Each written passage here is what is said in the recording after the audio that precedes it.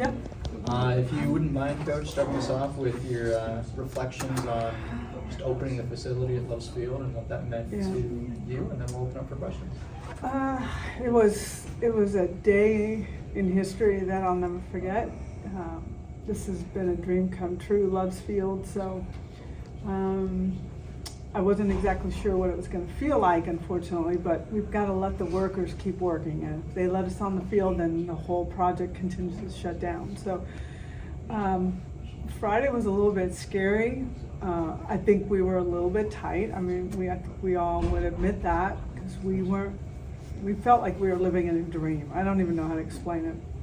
Saturday we played very well. Sunday I give credit to Louisiana. They hit the ball hard. They made big time plays, and our pitching staff was not at their best. Our defense was not at our best. We were sloppy on the base pass. We did some things that cost us a game. I mean, it wasn't just one area. It was just a collective lack of focus, energy, and I wouldn't say energy, focus, and just focus. Patty, how did you gave them yesterday off, and how did they respond today? Good. I think the bodies are still a little bit tired. When you think about where we've been, what we've been doing, everybody's kind of in the same boat. You're playing 5 games every weekend. Wears you out. I've got some seniors. They definitely feel it differently than they used to. But we had a good day today. We talked a lot. We talked about what we felt and how we need to make some changes. There was a lot of conversation in the classroom, and then just feeding them confidence out on the field. Ryan Aber and then Jesse. Yeah, Patty, if you could share a little bit about that conversation and what that was like. What are some of the things that you came away with, determined to change or adjust? And I think just the comfort level. We've got to get comfortable. We had some new situations where parents are behind us behind the dugout, so that's new for us. The amount of crowd noise is like the World Series. I don't think we were ready for that. You always want to win all your games on your home field, so I think we put some unnecessary pressure on ourselves to perform. We just weren't as free and as sharp as we normally are. And so we just talked about how we got that out of the way. We got the win streak out of the way. We don't have to think.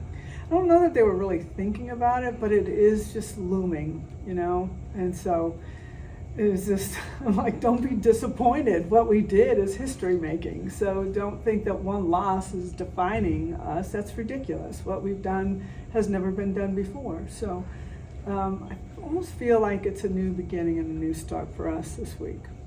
appreciate it.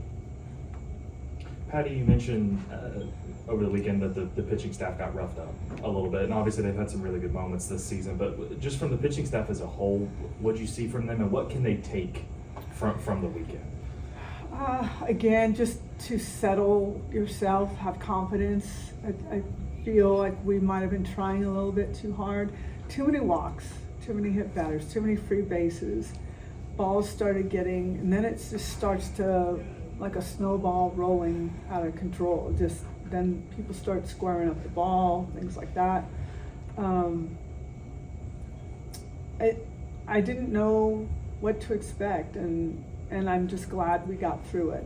I think we get back on the field and we're going to clean all these things up. We needed a game like that. I know that sounds crazy, but this winning streak is not going to go on forever. So we needed to just get something to reset us, because we've been playing okay. We've been playing good enough to win. We've been playing really good at times, but we needed that bad game to get off of us and kind of restart, rebalance the ship a little bit better. Bob and then Ryan Chapman. Yep. Patty, how much of today or just the days ahead is about letting the seniors be the leaders and letting them kind of figure it out? I trust them. I think some of them were a little bit tight. I felt some of the elders were more, I don't know, I'm not gonna say tight, I just think we all were just wowed. But the seniors know what to do. They've been there, they've done that. They've been playing here since freshmen. They've been playing for championships. They know what it feels like. It's just getting everybody to play a little more free and not thinking about outcomes, but just the process, and that's how we've always been very good at playing in that style. You've mentioned the noise and how it feels World Series like. A bunch of the players have talked about that too. How much of an adjustment is it going to be to learn how to ride and deal with those emotions week in, week out? Because at the World Series, you have that kind of noise, but it's 5 games ideally spread over amount of time, not packed into like 3 days. Yeah. I think we handle those things pretty well. We like going into opponents' facilities and feeling that underdog feel. And I think when you bring in teams that are coming into this new stadium, they're saying, what do we have to lose? And you could feel that from them. For us, we've got to go back to more of, this is really our house, truly. This is really where we live now, and protect this house and understand the makings of this house, and knowing how to handle the crowd, knowing how to handle the outfield wall, knowing how to handle the wind. I mean, there's lots of elements that we learned in a short period of time that they're very good at adjusting. So I'm not worried about this part of it anymore. I think we've got it out of the way, and now we know what to do. Have you had advised a strategy to maximize like the pregame for tomorrow and against Iowa State, as far as this is the time you can do more work learning the wall, how the wind blows, stuff like that, in this weird period where you can't hop back on it? It's a challenge, because you really can't jump back on it until it's your time to hit ground balls on it, you know? So if we can get out there now, we probably can get out a little bit earlier and work the ball off the wall a little more. We got to see it in real time, which doesn't help because you don't know where it's going. So I think we might get a little more time now. We were so rushed on the first day, from the ceremony and running them back here, running them back out there. It just felt like everything was pressed. I think we have an understanding of how much time we need to get there, to get comfortable, not feeling rushed. Coit and then Addison. Patty, how do you look for your team to respond after such an early season loss this week against Iowa State and Wednesday against Texas A&M Commerce? That's one thing I'm not concerned about, is how they're going to respond, because I know them, and I know that they want that back, and they will. It stung, but at the same time, we talked a little bit about, as much as it stung, you need to kind of be what do I say, give credit for Louisiana for playing so well in that kind of environment. So, I mean, there's a lot of things you can appreciate that have nothing to do with us. And that's one thing we talked about. So that was a big game for them, and that could turn around their season. Good for them. And good for us for learning that we aren't good enough right now. And that's how they're made. They'll respond. I know them. They'll respond. They'll be ready. What was the attitude and the mood of the team going into practice today? And what would you say is your overall message heading into this week? I think we were wanting to get back on the field, but still, like, there's a little bit of tired bodies. Usually Tuesday looks a little bit like that. But the message is just get better. Let's get better. Let's work on getting better today at practice. It's the only thing I said in the circle was, let's get better today. And saw some of that. They do their work. They do it the right way. So I don't know. We're us. We're going to keep being us. We're a good team, very good team, and you'll see that this weekend.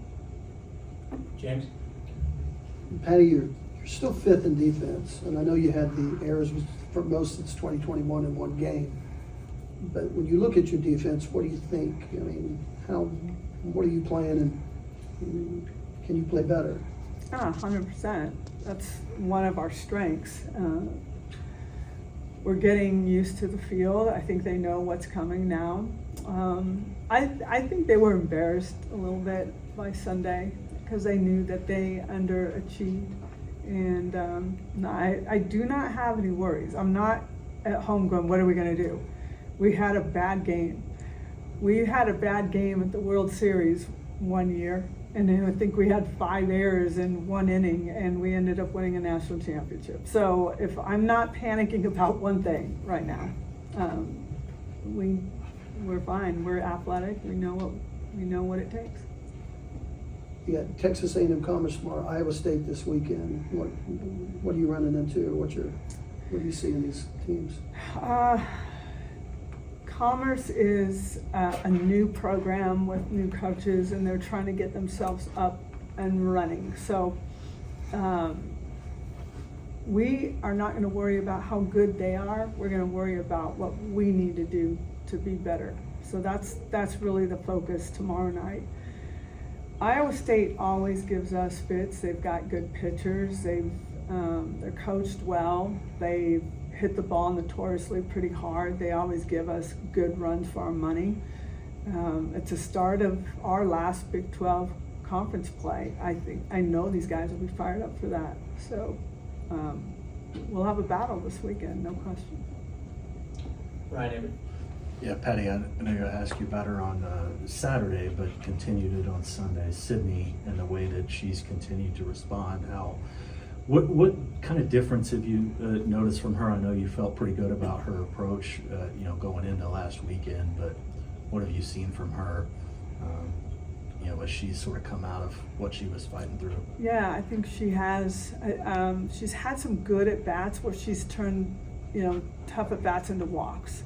And I don't think people really notice that because everybody likes the long ball, right?